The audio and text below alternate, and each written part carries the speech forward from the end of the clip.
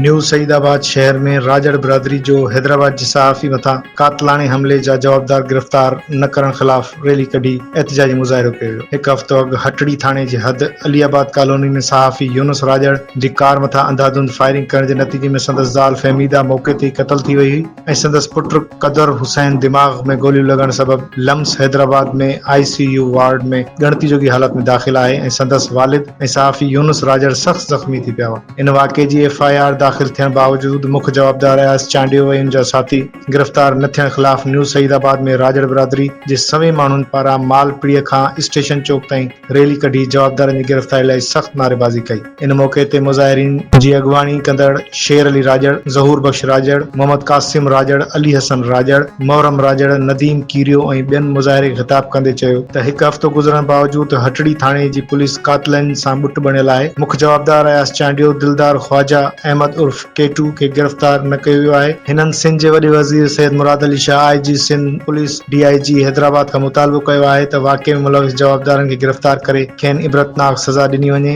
ऐं फहमीदा ऐं उन जे पेट वारे ॿार जे क़त्ल खे ॿिटो क़त्ल मञियो वञे ऐं सहाफ़ी यूनुस राजड़ सां इंसाफ़ कयो वञे।